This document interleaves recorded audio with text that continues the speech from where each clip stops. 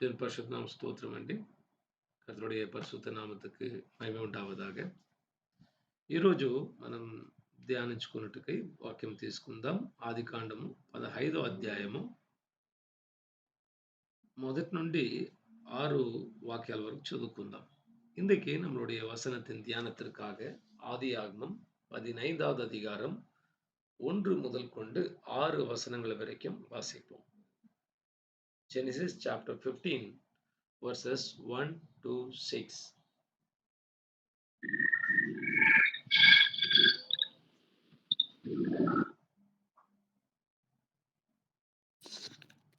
இந்த காரியங்கள் நடந்த பின்பு கர்த்தருடைய வார்த்தை ஆபிராமுக்கு தரிசனத்திலே உண்டாகி, அவர், ஆபிராமே, நீ பயப்படாதே, நான் உனக்கு கேடகமும் உனக்கு மகா பெரிய பலனுமாய் இருக்கிறேன் என்றார். அதற்கு ஆபிராம், கர்த்தராகிய ஆண்டவரே, அடியனுக்கு என்ன தருவீர்? நான் பிள்ளையில்லாமல் இருக்கிறேனே. தமஸ்கு ஊரானாகிய இந்த எலியேசர் என் வீட்டு விசாரணை கர்த்தனாய் இருக்கிறானே என்றான். பின்னும் ஆபிராம், தேவரீர் எனக்கு புத்திர சந்தானம் அருளவில்லை, இதோ என் வீட்டிலே பிறந்த என் பிள்ளை எனக்கு சுதந்திரவாளியாய் இருக்கிறான் என்றான்.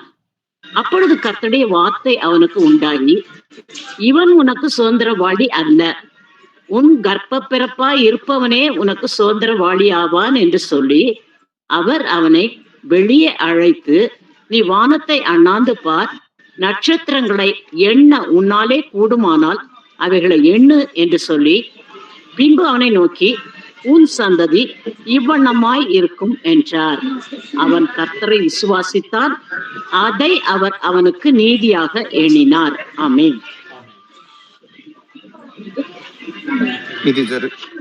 ఇది జరిగిన తరువాత brother 1 to 15 brother 15th chapter అండి 1 to 6. 1 to 6.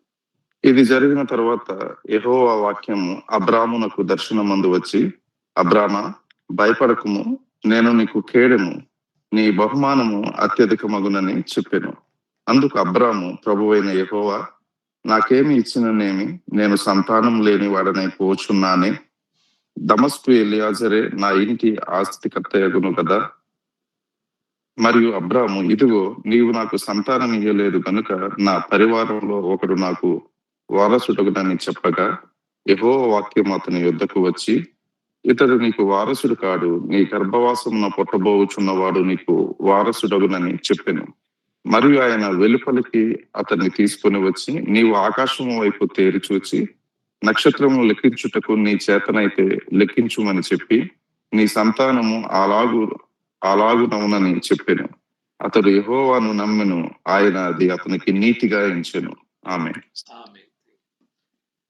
ఈరోజు మనందరికి తెలిసిన వాక్యం పలుమార్లు మనం చదివి ఉంటాము. అబ్రాహామును దేవుడు ఎలా పిలిచిన తర్వాత దేవుడు మాట్లాడుతుంటే, నేనే నీకు బహుమతియు కేడమై ఉన్నా అనేసి ప్రభు చెప్తుంటే, ఇవన్నీ ఉంది ప్రభు, కానీ బాగుంది, కానీ నాకు ఒక సంతానం లేదు కదా అనేసి ఆయన బాధపడుతూ ప్రభు దగ్గర ప్రార్థన చేయడం అనేది జరిగింది. நம்ம எல்லாரும் இந்த வசன பாகத்தை நாம் வாசித்திருக்கிறோம் நம்மளுடைய வாழ்க்கையில.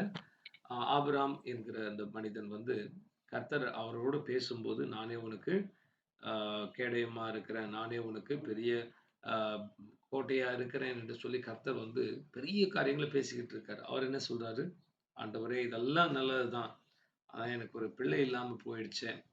என் வீட்டில் இருக்கிற எலியேசர் அவங்களுக்கு பிறந்த பிள்ளைகள் தான் சுதந்திரவாளியா இருப்பாங்களேன்னு சொல்லி கூட ஆண்டவர்கிட்ட அவர் வந்து அவருக்குள்ள இருக்கிற குறையை இல்லாவிட்டால் அவருக்குள்ள இருக்கிற ஒரு தேவையை దేవునిடத்துல சொல்லுகிறார்.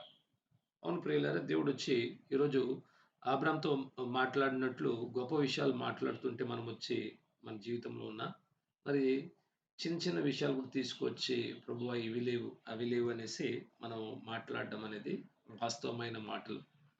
ஆபிராம் எப்படி ஆபிராமிட்ட ஆண்டவர் பேசி, உனக்கு வந்து நான் வந்து கேடயமா இருக்கிறேன், நான் உன்னுடைய வெகுமதியா இருக்கிறேன், நானே உன்னுடைய நித்திய பரிசா இருக்கிறேன் என்று பெரிய காரியங்களை பேசும்போது அவர் கேட்ட மாதிரி நம்ம கூட என்ன பண்ணுறோம், நம்மளுடைய வாழ்க்கையில கர்த்தர் பெரிய பெரிய காரியங்களை பேசும்போது சின்ன ஒரு விஷயத்தை கொண்டு வந்து தேவனுக்கு முன்பாக வைத்து, நாம் ஆண்டவரே எனக்கு இது இல்லை அது இல்லை என்று சொல்லி கேட்கிறது ஒரு வழக்கமா இருக்கிறது. దేవుడు అబ్రాహామును రావడం కారణమే ఒక గొప్ప దేశాన్ని ఆయనలోంచి తీసుకొనొచ్చి నిండు ప్రపంచానికి వారి ద్వారా ఈ వాక్యాన్ని మనకు అందించాలి. ప్రవక్తలను ఇవ్వాలనేసి దేవుని ప్రణాళికలో ఉంది. ஆண்டவர் ஆபிரகாமை கொண்டு வந்ததே அவருடைய திட்டத்துல, இவரை வைத்துக்கொண்டு ஒரு பெரிய தேசத்தை உருவாக்கி, அந்த தேசத்துல தீர்க்கதரிசிகளை கொண்டு வந்து, வேத வசனத்தையும், ரட்சிப்பின் ஞானத்தையும் உலகத்துல இருக்கிறவங்களுக்கெல்லாம் கொடுக்கணும் என்று சொல்லிதான் ఆండవరాగిய దేవుని యోచించారు. మన ప్రభువైన యేసుక్రీస్తు కూడా చెప్పాడు. యెహూదుల ద్వారా వారి ద్వారానే మనకు రక్షణ అనేది ప్రపంచానికి కలుగుతుందని. ஆண்டவராகிய యేసుక్రీస్తు కూడా சொன்னார். யூதர்களால் தான் ரட்சிப்பு நடக்கும் என்று కూడా சொல்லப்பட்டிருக்கிறது. ప్రభు గొప్ప విషయాలు మాట్లాడుతుంటే అబ్రాము నాకు సంతానం లేదు, నాకు ఇది లేదు, అది లేదు అనేసి చిన్న విషయాలు, ఈ లోకానికి సంబంధమైన విషయాలు మాట్లాడుతుంటే ప్రభు ఎప్పుడు కూడా నువ్వెందుకు ఇలా మాట్లాడుతున్నావు, నువ్వెందుకు ఇవి ప్రార్థన చేస్తున్నావు అనేసి గద్దించక, ప్రార్థన చేసినా లేకపోతే అడిగిన விஷயாలకు ஜவாப் இస్తున్నాడు ఇక్కడ. ஆண்டவர் பாருங்க, அவர் வந்து பெரிய காரியத்தை பேசிக்கிட்டு இருக்கிறாரு. பெரிய தரிசனத்தை பேசிக்கிட்டு இருக்கிறாரு. இவருடைய வாழ்க்கையில இருக்கிற சின்ன ஒரு குறைய வந்து கொண்டு வந்து வைத்திருக்கிறார். அத வந்து ஆண்டவர் வந்து ஏன் ஏன் நான் இவ்ளோ பெரிய விஷயம் பேசுறேனே, இதெல்லாம் சின்ன சின்ன விஷயம். இந்த உலக சம்பந்தமான காரியத்தை நீ ஏன் என்கிட்ட கேட்கிறேன்னு சொல்லிட்டு புறக்கணிச்சிட விடல. அந்த ஜெபத்துக்கும் அவர் வந்து கிருபையாக, இரக்கமாக பதில் கொடுக்கிறார். 4వ వాక్యాన్ని మనం చూసినప్పుడు, యెహోవా వాక్యము అతని యొద్దకు వచ్చి, ఇతడు నీకు వారసుడు కాడు, నీ గర్భమున புட்டபோச்சுன்னவாடு நீக்கு வாரசுடனி செப்பெனோ. கர்த்தருடைய வசனம் அவருக்கு பிரத்யட்சமானது. தேவனுடைய வார்த்தை அவருக்கு வந்தது. எப்படி வந்தது என்றால், உன்னுடைய வீட்டில் இருக்கிற இவன் உன்னுடைய வாரசாக இருக்க மாட்டான். உன்னுடைய கர்ப்பத்துல பிறக்கிற உன்னுடைய பிள்ளைதான் உனக்கு அந்த சுதந்திரவாளியாக இருப்பான் என்று కూడా కర్తరుடைய వార్తే వందది. చూడండి, పాత నిబంధనలో మనం చదువుకుంటుంటే ముఖ్యంగా ప్రవక్తల జీవితాన్ని చదువుకుంటే యెహోవా వాక్కు వాళ్ళకి కలిగెను. ఎలా కలిగిందంటే ఎన్నో మార్గాలు, ఎలా కలిగి ఉంటుందంటే మనం చెప్పలేమనమాట. నేరుగా మాట్లాడుండొచ్చు, దర్శనాల ద్వారా కలిగి ఉండొచ్చు, కళల ద్వారా కలిగి ఉండొచ్చు, ఒక స్వరం వినిపించుండొచ్చు. ఎలాగ వచ్చిందనేసి స్పష్టంగా ప్రతి స్థలంలో చెప్పబడలే. కొన్నిసార్లు కొన్ని సందర్భాల్లో దర్శనాలు చూశారని రాయబడింది గానీ, యెహోవా వాక్కు ఏలియాకు కలిగెను, యెహోవా వాక్కు యిర్మీయాకు కలిగెను అంతే రాయబడిందే తప్ప, ఎలా వచ్చింది, ఎలా అర్థం చేసుకున్నారనేది అది చర్చకు మనం ఉంచుకోవచ్చనమాట. ఎలా మాట్లాడుంటాడు దేవుడు. అసలు అబ్రాహాము ఇలా మాట్లాడుతుంటే, అసలు ఈయన మాట్లాడుతుంటే ఒక స్వరం డైరెక్ట్‌గా రిప్లై ఇచ్చిందా? అలాగే ఇచ్చుంటుందేమో అని కూడా మనము అభిప్రాయపడొచ్చు. కానీ ఏదో ఒక రూపమున ప్రభువు మాట్లాడుతున్న విషయాన్ని అబ్రాహాము అర్థం చేసుకున్నాడు. பாருங்க, 4வது வசனத்தை பார்க்கும்போது, கர்த்தருடைய வார்த்தை ஆபிரகாமுக்கு வந்தது. எப்படி வந்தது கர்த்தருடைய வார்த்தை? பழைய ஏற்பாட்டில தீர்க்கதரிசிகளுடைய வாழ்க்கையை பார்க்கும்போது, தேவனுடைய வார்த்தை அவங்களுக்கு உண்டானது என்றுதான் எழுதப்பட்டது. சில நேரங்கள்ல தரிசனங்களால ஆண்டவர் பேசினார். சில நேரங்கள்ல சொப்பனத்துல பேசினார். சில காலங்கள்ல அவர் நேரடியாக கூட பேசினது உண்டு. தூதர்களை கொண்டு பேசினது உண்டு. எப்படியோ ஒரு வழியில, ఏదో ஒரு విధத்துல కర్తరుடைய వార్த்தை அவங்களுக்கு வந்துவிட்டது. ప్రియులారా, ఈ రోజుల్లో కూడా ప్రభువు వచ్చి ప్రతి ఒక్క దేవుని బిడ్డతో మాట్లాడుతున్నాడు. ఆ స్వరం అనేది ఏదో ఒక రూపంలో మన యొద్దకు వస్తుంది గానీ, మనమే అనేక మార్లొచ్చి మనము పరిశీలించి ఇది యెహోవా స్వరం అనేసి అర్థం చేసుకొని డిఫరెన్షియేట్ చేసుకోలేకపోతున్నాం. அன்பானவர்களே, இன்றைக்கு கூட கர்த்தருடைய குரல் இல்லாவிட்டால் கர்த்தருடைய வார்த்தை நம் எல்லோருக்கும் வருகிறது. ஆனால் ஆண்டவர் பேசுகிற விதத்தை நாம் விளங்கிக் கொண்டாம இருக்கிறதுனால தான் தேவனுடைய வார்த்தையை நாம் வந்து పురిందు కొள்ள முடியல. ఈ రోజు వరకు కూడా ఒక విశ్వాసిని, ఒక సేవకుడిని ప్రభు ఎలా మాట్లాడతాడంటే, వాళ్ళకి తెలిసి కొందరంటారు వాక్యంతోనే మాట్లాడతాడు. బైబిల్ వాక్యంతోనే ప్రభు మాట్లాడాలి. ఇంకా ఎలా అంటే దేవునికి ఒక శిక్ష పెట్టినట్టు, లేకపోతే కండిషన్ పెట్టినట్టు, మీ బైబిల్ వాక్యంతోటి మాట్లాడాలి. వేరే ఎలా ఏ రూపంలో మాట్లాడితే నేను ఒప్పుకోనన్నట్లు మనసులో వాళ్ళు ఫిక్స్‌డ్‌గా ఉంటారనమాట. అటువంటి ప్రజలతోటి దేవుడు వాక్యం ద్వారానే మాట్లాడగలుగుతాడు. ఏదో ఒక వాక్యం ఉంచుకొని. కానీ ప్రతిసారి ఆయన మాట్లాడాలనుకున్న దాన్ని మాట్లాడలేకపోతాడు. వాళ్ళు కూడా ఆ స్వరాన్ని వినిపించుకోలేకపోతారు. ఎందుకంటే వాళ్ళ మైండ్ సెట్టు, వాళ్ళ ఆలోచనలు ఎలా అంటే చిన్నగా ఇంతే ప్రభు ఇలాగే మాట్లాడాలి. ఇట్లే చేయాలి దేవుడనేసి దేవునికి ఒక కంచె వేసి పెట్టడం ద్వారా దేవుడు కూడా ఏం చేస్తాడు? ఆ చిన్న ஏரியாలోనే பணிచేస్తూ ఉంటాడండి. பாருங்க அநேகர்கிட்ட நீங்க கேட்டீங்கன்னா, கர்த்தர் எப்படி பேசுவார்ன்னா, இன்றைக்கு அவங்க சொல்லுவாங்க, ஆண்டவர் வந்து வசனத்தின் மூலமா பேசுவார். பைபிள் வசனத்தின் மூலமா பேசுவார். அப்போ அவங்களுடைய மனப்பான்மை எப்படி இருக்குன்னா, வேதத்தின் மூலமா தான் பேசணும். வேற எந்த வழியில பேசினாலும் ஒத்துக்கொள்ள மாட்டாங்க அவங்க. வசனத்தில தான் பேசணும். அப்படி வசனம் இல்லாம வேற எதுனா வந்தா அவங்க ஒத்துக்கொள்ள மாட்டாங்க. அப்ப ஆண்டவர் கூட என்ன செய்வாரு, முடிஞ்ச அளவுக்கு அவங்களோட வசனத்தோடு பேசுவார். மற்ற రూపத்தில அவர் பேசினால் அவங்களுக்கு புரியாது. ఇట్లా మనము ప్రభువుకు ఒక లిమిటేషన్ ఉంచేస్తుంటే, దేవుడు మనతో మాట్లాడే విధానం వచ్చి ఆయన మాట్లాడుతుంటే కూడా మనం అర్థం చేసుకోకుండా, ఎప్పుడో ఒకసారి ప్రభు యొక్క స్వరం వినిపించుకుంటాం కానీ, తరచూ వినిపించుకోవాలంటే we must be open for different modalities. వ్యత్యాసంగా దేవుడొచ్చి అనేక మార్గంలో మాట్లాడుతాడు అని మనస్సును తెరవబడిన మనస్సు ఉన్న వారితోనే దేవుడు మాట్లాడగలుగుతాడు. ఇంత ఫిక్స్‌డ్‌గా ఇలాగే మాట్లాడాలి, ఇలాగే చేస్తాడు. ఎందుకంటే వాళ్ళ సంఘంలోనో లేకపోతే వాళ్ళను ఆత్మీయంగా నడిపించినోళ్ళు చెప్పింటారు. మీరు వాక్యంలో ఉంటే మాత్రం నమ్మాలి. వేరే ఎట్లా స్వరమొస్తే, దర్శనాలొస్తే నమ్మొద్దు అనేసి నేర్పించడం వల్ల వీళ్ళు ఎలా ఫిక్స్ అయిపోతారంటే దెయ్యం మాట్లాడుతుందేమో, సాతాను మాట్లాడతాడేమో, మనం వాక్యంలోనే ఉండాలనేసి ఉండిపోతారు. అటువంటి వాళ్ళు అనేక దేవుని యొక్క కృపను కోల్పోతూ ఉంటారు. ఎందుకంటే they are fixing to a small point. அநேகர் வந்து அவங்கள நடத்தினவங்க, ஆவிக்குரியமா நடத்தினவங்க, சபையில இருக்கிறவங்க, அவங்களுடைய போதகர் சொல்லியிருப்பார். வசனத்து மூலமா தான் கர்த்தர் பேசுவார். வேற எந்த வழியிலுமே பேச மாட்டார். அப்ப அவங்களுடைய మనసు என்ன ఆగునా அந்த వసనத்திலேயே సుతికిட்டு இருக்கும்.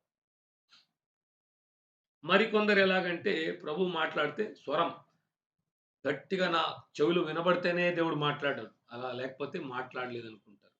అది కూడా తప్పే. மற்ற சிலர் நினைப்பாங்க, கர்த்தர் பேசினா என் காதுல வந்து நல்ல சத்தமா கேட்கணும். ஒரு மனுஷன் பேசுற மாரி. அப்பதான் அது உண்மை. இல்லாவிட்டால் ஆண்டவர் பேசவில்லை என்று கூட ఆ ననచ్చువాం. 2 తప్పండి. ఇలాగే దేవుడు మాట్లాడాలనుకోవడం తప్పు. లేకపోతే స్వరంతోటి మాట్లాడాలనుకోవడం కూడా తప్పు. 2மே தவறு. ஆண்டவர் வசனத்து மூலமா தான் பேசுவார்ன்றதும் தவறு. இல்லாவிட்டால் என்னுடைய குரல் மூலமா தான் பேசணும் என்கிறது தவறு. ఒక దేవుని భక్తుడున్నాడు. ఆయన పేరొచ్చి కెనెతీ హేగన్ అనేసి. ఆయన ఒక తన అనుభవంలో ఒక పుస్తకంలో రాస్తున్నాడనమాట. ఒకానొకసారి ఒక ఆలయానికెళ్ళినప్పుడు అక్కడ అందరి కొరకు చివరిగా ప్రార్థిస్తుంటే ఒక సిస్టర్ గారిని తీసుకొచ్చారంట. ఆమొచ్చి మంచి భక్తి పరులు. కానీ రీసెంట్‌గా ఏమైందంటే వాళ్ళకి పిచ్చి పెట్టినట్లు సైకియాట్రీ ప్రాబ్లమ్ వచ్చినట్లు వచ్చి మెంటల్ హాస్పిటల్‌లో అడ్మిట్ చేసేసారు. ఒక పెద్ద సంఘములో ఒక பெத்த ஸ்தாயிலோ ఉన్నవాళ్ళు. கென்னதி ஹேகன் என்கிறவர் அவருடைய புத்தகத்தில ஒரு நடந்த சம்பவத்தை எழுதியிருந்தார். ஒரு சாட்சி. எல்லாருக்காகவும் கடைசியில ஜெபிக்கும்போது ஒரு க த ஹஸ்பண்ட் அண்ட் வைஃப் வந்தாங்க. அந்த சகோதரி வந்து ரொம்ப பக்தியா இருக்கக்கூடியவங்க. திடீர்னு பார்த்தா அவங்க பைத்தியம் மாரி ஆயி, அவங்க என்ன செய்றாங்கன்னு தெரியாம இப்ப அந்த హాస్పిటల్‌లో கொண்டு போய் అడ్మిట్ பண்ணியிருக்கிறாங்க. ఇలా తీసుకొచ్చినప్పుడు వాళ్ళకు ఆ సిస్టర్ గారికి అనేకులు ఆ కాలంలో ఉన్న గొప్ప గొప్ప సేవకులు, పెద్ద పెద్ద సేవకులు ప్రార్థన చేస్తే కూడా విడుదల రాలేదనేసి వాళ్ళ మీద కూడా వీళ్ళు వాళ్ళకు శక్తి లేదు. ఏం చేస్తుంటారంటే కొందరు ప్రార్థించుకొనెళ్తే ఈ పాస్టర్ వేస్టు. ఈయనకి ఏం రాదు. చేసినా ఏం జరగదు అన్నట్లు వాళ్ళే మార్కులు ఇచ్చేస్తుంటారు. అలాగా వాళ్ళు కూడా ఇచ్చేసారన్నమాట. ఈయన ఈ సరిలేదు అక్కడికి, అక్కడికి అనేసి కొత్తగా ఈయన అప్పుడే ఎమర్జింగ్‌గా వస్తుంటే ఈయన దగ్గరికెళ్ళి కూడా ప్రార్థించుకోవాలనుకుంటే ప్రభు చెప్పాడంట వాళ్ళ కొరకు ప్రార్థించొద్దు. నువ్వు ప్రార్థిస్తే వాళ్ళకి బాగు కాదు. బాగు కాకపోతే నీ మీద మళ్ళీ నింద అనేది, బురద అనేది వాళ్ళు చల్లడం అనేది జరుగుతుంది. బయటికెళ్ళి ఇతడు కూడా వచ్చాడు. అసలు పవర్ లేదు అనేసి చెప్పేస్తారు అనేసి వాళ్ళని దూరం ఉంచంటే ఈయన చెప్పాడంటే చివరిగా నేను ప్రార్థన చేస్తాను. మీతో కొద్దిగా మాట్లాడాలనేసి వారిని కూర్చోపెట్టేసాడు. இப்போ வந்து இந்த கென்னத் ஏகன் என்கிறவர் அந்த சகோதரிக்காக ஜெபிக்கணும்னு வந்த உடனே ஆவியானவர் சொன்னாராம், "நீ ஜெபிக்காத. அவங்களுக்குள்ள ஒரு பிரச்சனை இருக்குது. எல்லாரையும் குறை சொல்றாங்க. இந்த ஊழியக்காரன் சரியில்ல, அந்த ஊழியக்காரன் சரியில்ல. அவங்க ஜெபிச்சா இது நடக்கல, இவங்க ஜெபிச்சா இப்படி நடக்கல. இவங்களுக்கு வல்லமை இல்ல, இவங்களுக்கு వరం இல்லன்னு சொல்றாங்க. அதனால நீ కடைసియా வச்சுட்டு பேசுன்னு" சொன்னாராம். ఆయన అంత ప్రార్థన అందరికి పూర్తి చేసుకున్న తర్వాత పరిశుద్ధాత్మ మాట్లాడాడంట. అసలు సిస్టర్ గారు మీ చెవిలో ఒక స్వరం మాట్లాడుతుంటుంది. అది దేవుడు అనుకుంటున్నారు. కానీ దేవుడు కాదు. అంటే ఆమె ఒప్పుకోవడం లేదంట. ఎలా ప్రారంభించిందంటే ఆమెకు ప్రాబ్లము ఎవరో ఒకరు వారి సాక్ష్యాన్ని చెప్పడం. దేవుడు నాతో నేరుగా ఇట్లా మాట్లాడుతుంటాడు. ఒక మనిషి మాట్లాడినట్లు నా చెవిలో స్వరం వినపడుతుందనేసి ఒక సేవకుడు చెప్పాడండి. అది ఆయనకి ఇవ్వబడిన అనుభవం. ఈమె ఏమనుకుందంటే నాకు కూడా దేవుడు అలాగే మాట్లాడాలి. వాక్యం వదిలేసింది. వేరే వేరే మార్గాలు వదిలేసి దేవుడు స్వరంతోటే మాట్లాడాలనేసి గట్టిగా పట్టుకోవడం వల్ల అట్లా ట్రై చేస్తుంటే వేరే ఒక ఆత్మ అంటే వాక్యం వదిలిపెట్టి దూరం వెళ్ళిపోతే ఆపదనే కలుగుతుంది. అట్లా వెళ్ళిపోతే ఒక ఆత్మ వచ్చి మాట్లాడడం మొదలుపెట్టింది. ఆ ఆత్మ పిచ్చి పిచ్చిగా చెప్పేది. ఇది చెయ్యి, అది చెయ్యి అనేసి దేవుడు మాట్లాడుతున్నట్లు.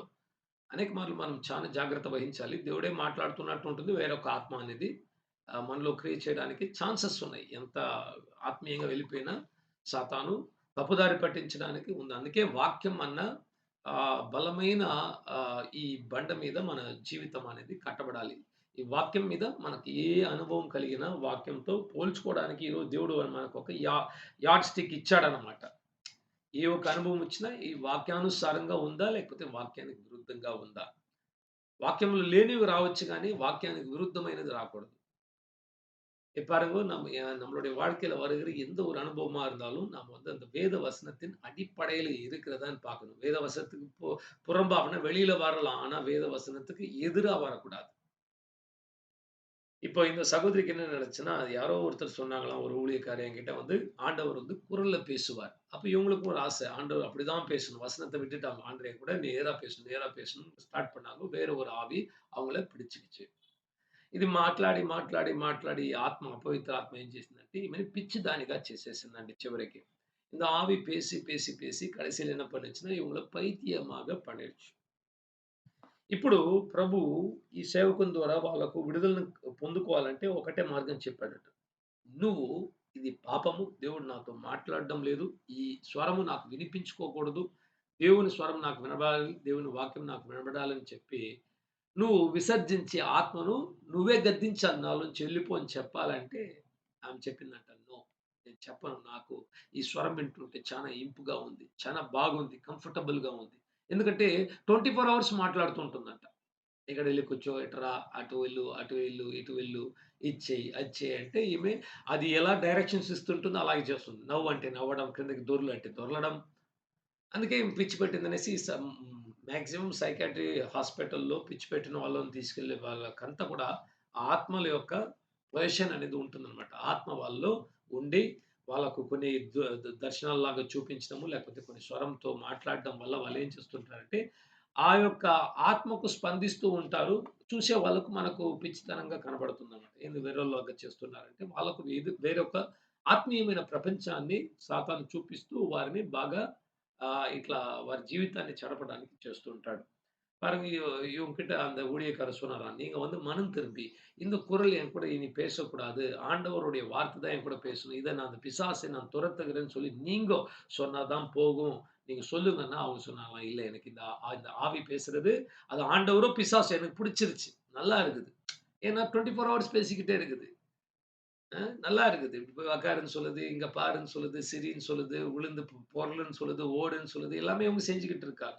பைத்தியம் பிடிச்சவங்க, இல்லாட்டி சைக்கியாட்ரிக் ப்ராப்ளம் இருக்கிற நெறைய பேருக்கு 90% பிரச்சனை என்னன்னா, ஆவியால தான் இந்த கோளாறு உண்டாகுது. அத நீங்க டாக்டர் கிட்ட போனீங்கன்னா, அவங்க ஏதாவது ஒரு மருந்து குடுத்து தூங்க வைப்பாங்க. அவ்வளோதான். நல்லா படுத்து தூங்குன்னு சொல்லி, தூக்கத்த உண்டாக்குற மாத்திரை குடுப்பாங்க. ஆனா, உண்மையில என்னன்னா, அது ஒரு ஸ்பிரிட். அந்த ஸ்பிரிட் வந்து அவங்கள என்ன பண்ணிக்கிட்டு இருக்குன்னா, அவங்களோட பேசிக்கிட்டு இருக்கும். அந்த ஆவியோடு இவங்க போராட தான், அது சொல்ற மாரிலாம் செஞ்சுகிட்டு இருப்பாங்க. அந்த ஆவி ఆలోచనகளை కుడుతుகிட்டு இருக்கும் என்று కూడా நாம் அறிந்து கொள்ள வேண்டும். ఇప్పుడు ప్రభు మనతో ఎలా మాట్లాడతాడంటే అనేక మార్గాలు ఉన్నాయండి. బేసిక్‌గా ప్రతి ఒక్కరితో దేవుడు మాట్లాడేది వారి సొంత మనస్సాక్షి అనే ఒక సాఫ్ట్‌వేర్ మనలో ఉంచాడు. ఆ మనస్సాక్షి ద్వారా ప్రతి మనిషి మనం మాత్రం కాదండి అన్యులతో కూడా దేవుడు ఎలా మాట్లాడుతున్నాడంటే వారిలో ఉంచిన ఆ మనస్సాక్షి ద్వారా ఇది తప్పు, ఇది మంచిది, చెడు అనేసి వారిని నడిపిస్తున్నాడు.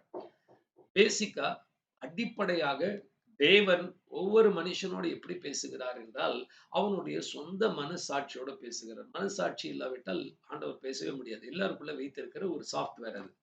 கிறிஸ்தவர்கள், கிறிஸ்தவர்கள் அல்லாதவர்கள் கூட அவங்க வந்து தேவனுடைய குரலை ஓரளவுக்கு మనస్సాక్షిயின் మూలமாக கேட்க முடியும். రెండోది రక్షణ పొందిన మనతో దేవుడొచ్చి వాక్యం ద్వారా మాట్లాడుతున్నాడు. இரண்டாவது, ரட்சிக்கப்பட்ட நம்மளோட ஆண்டவர் வசனத்தினால பேசுகிறார். వార్తయినాల நம்மளை நடத்துகிறார். మూడవది ప్రభు కలల ద్వారా మనకు స్వప్నం చూపించొచ్చు అనమాట. నిద్రపోతుంటే యోసేపుకు మతాయి మొదటి 2, 3 అధ్యాయాలు చదువుకుంటే ఎన్ని కళ్ళు వచ్చాయండి. ఇక్కడికెళ్ళు తీసుకో, అక్కడ ఆ బిడ్డను తీసుకురా, ఐగుప్తుకెళ్ళు, ఐగుప్తు నుంచి మరలా రా, అన్నీ ఎక్కడ ఎలా జరిగిందంటే డ్రీమ్ ద్వారానే జరిగిందండి. మరియమ్మను వచ్చి భార్యగా పుచ్చుకో అని కూడా ఎలా వచ్చిందంటే ఒక కల వచ్చింది. కల్లో దేవుని దూత వచ్చి మాట్లాడాడు. "నువ్వు వెళ్లి చేసుకో. నువ్వు వచ్చి అనుకున్నట్టు కాదు. ఆమె కడుపులో ఇప్పుడు తయారైంది దేవుని యొక్క పరిశుద్ధాత్మ ద్వారా. ఆమె పరిశుద్ధురాలు. ఆమె వచ్చి నువ్వు అనుకున్నట్లు తప్పు చేయలేదంటే" ఆయన ఆ కలను నమ్మాడు దేవుడు మాట్లాడని. ఏదో నాకు ఒక పిచ్చి కల వచ్చిందనేసి అనుకోలేదనమాట.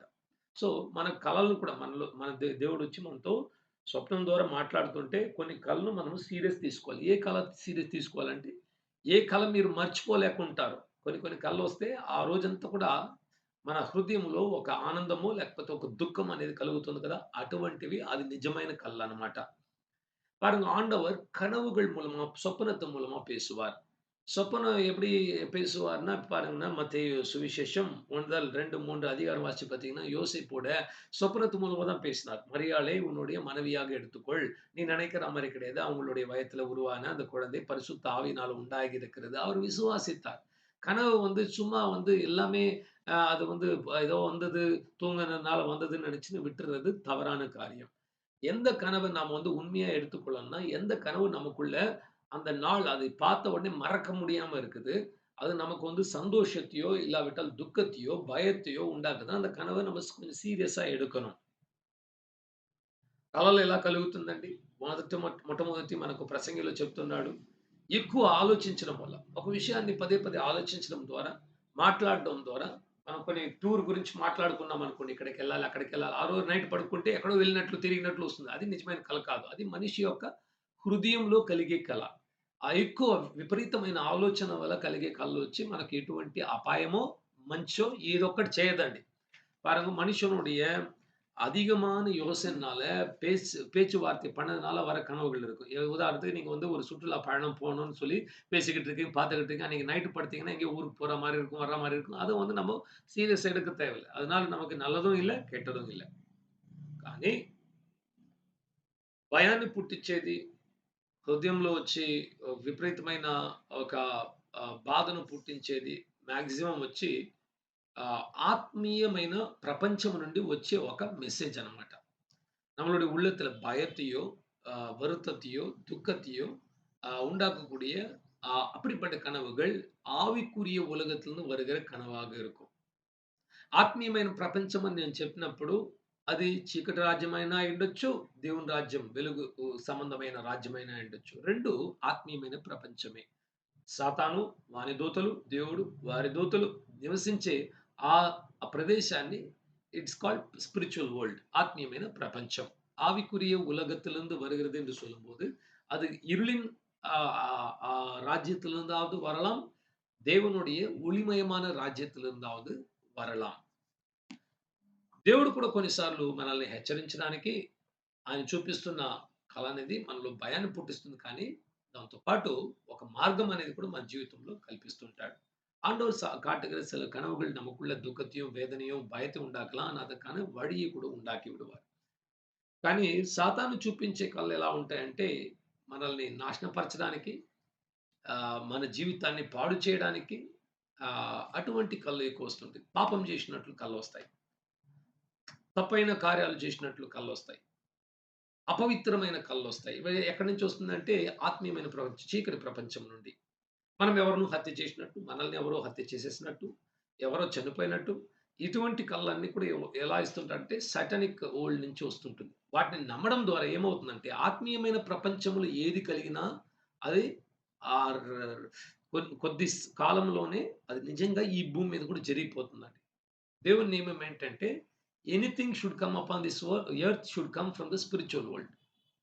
அந்த ஆவிக்குரிய உலகத்திலே எந்த காரியம் நியமிக்கப்படுகிறதோ, உங்களுக்கு ஒரு பயம் பொறுத்துகிற கனவு, பிசாசு காட்டுறான், பாவத்தின் கனவு, அசுத்தத்தின் கனவு, கொலை செய்ற மாரி, இல்லாவிட்டால் கொலை செய்யப்படுற மாரி, மரிச்சிடுற மாரி, இதெல்லாம் வந்து பிசாசுடைய கனவுகள். அது என்ன நடக்கும்னா, அது நம்ம வந்து அத நம்பிட்டு இல்லாட்டி அத பயந்துட்டோம்னா, அது அப்படியே நடந்துரும் வாழ்க்கையில. ரியலா நடக்கும். ஆவிக்குரிய உலகத்துல முதல் நடந்தால் தான் இந்த భూమి మేல நடக்கும். ఆత్మీయమైన ప్రపంచంలో అప్రూవల్ కానిది ఏదో ఒకటి కూడా భూమి మీద జరగదండి. అందుకే ఆత్మీయమైన ప్రపంచంలో ఇక్కడ జరగడానికి ముందుగానే తెలిసిపోతుంది.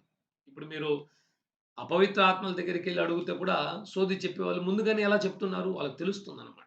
కొంతవరకు సాతాను వాని దూతలు కూడా కొన్ని కొన్ని విషయాలు ముందుగా జరగబోయే విషయాలు గ్రహించి వాళ్ళు ఇలా జరుగుతుందనేసి కూడా చెప్తుంటారు. అదే విధంగా దేవుడు కూడా చెప్తుంటాడు. ఎందుకంటే అక్కడే అది అప్రూవల్ అయ్యి వస్తుంది.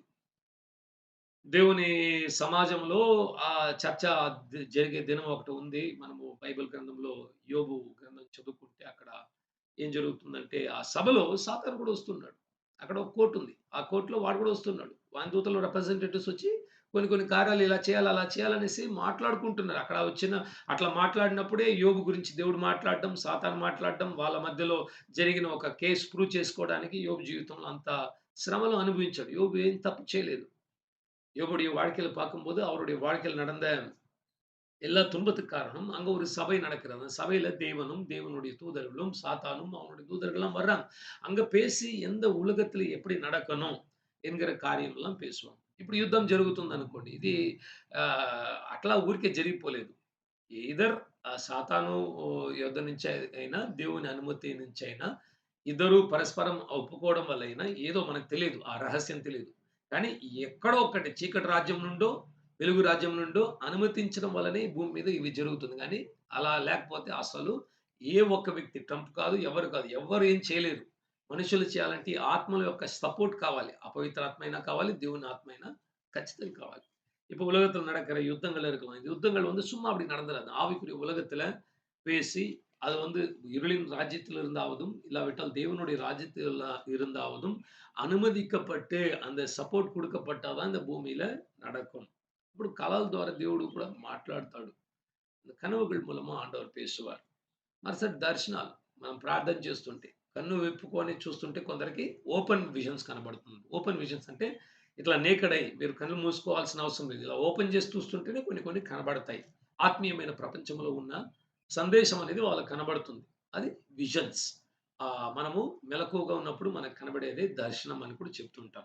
ஆண்டவர் இன்னும் சிலர் எப்படி பேசுவார்ன்னா, நாம் நாம் வந்து தூங்காம இருக்கிற நேரத்தில, முழிச்சிருக்கிற நேரத்திலே கண்களுக்கு முன்பாக சில காட்சிகளை பார்ப்பது, ஜெபிக்கும்போது பார்க்கிறது ஆவிக்குரிய தரிசனம். அப்படியே கண்கள் திறந்து பார்க்கிறது அது வந்து ஓப்பன் விஷன் என்று சொல்லுவாங்க. ஓப்பன் விஷன்னா நேரடியாக கண்களை திறந்து சும்மா நடந்து போயிட்டு இருப்பாங்க. ஒரு தரிசனம் பார்ப்பாங்க. அது மாரி విషయం కూడా இருக்கிறது. దేవుడు మరి కొన్ని ప్రజల ద్వారా కూడా మనతో మాట్లాడుతూ ఉంటాడు. ఏదో ఒక వ్యక్తి వచ్చి మనతో ఏదో ఒక మాట చెప్పడం ద్వారా కూడా వారి ద్వారా కూడా మాట్లాడుతూ ఉంటాడు. కానీ అన్నిటికంటే ఎక్కువ దేవుడు ఎలా మాట్లాడతాడంటే, మీ ఆలోచనలో ప్రభువు ఎక్కువ మాట్లాడుతుంటాడు. అందుకే మన ఆలోచనలు కూడా మనము సెపరేట్ చేసుకోవాలి. నా ఆలోచనలేది, సాతాను ఆలోచనలేది, దేవుని ఆలోచనలేది. ఈ మూడే అన్నమాట. ప్రతి మనిషిలో ఈ 3 ఆలోచనలు. ముఖ్యంగా రక్షణ పొందిన వాళ్ళకి ఈ 3 ఉంటాయి. రక్షణ పొందిన వాళ్ళకు మాక్సిమం సాతాను వాళ్ళ సొంత ఆలోచనలే ఉంటుందండి. ఎందుకంటే వాళ్ళు ఇంకా ఆత్మలో మరలా జన్మించలేదు. దేవుని స్వరాన్ని వాళ్ళు వినలేరు. ரட்சிக்கப்பட்டவங்களுக்கு 3 விதமான ஆலோசனை மூலமாக ஆண்டவர் பேசுவார். நெறைய ஆலோசனை நம்மளுடைய சொந்த ஆலோசனையா இருக்கும். 2வது దేవునుடைய ఆలోచన, పిశాసిన్ యోசனை కూడా వரும். పాపం చేయాలని ప్రేరేపించేది ఎవరంటే సాతాను మనతో మాట్లాడుతుంటాడు. పాపం చెయ్యి అంటాడు. ఎలా మాట్లాడతాడంటే మన ఆలోచన ద్వారా మాట్లాడతాడు. ఎక్కడైనా మన ముందు వచ్చి సాతాను నల్లగా కొమ్ములు పెట్టుకొని వచ్చి నువ్వు చెయ్యి అంటే చేస్తామా? ఎవరు చేయము.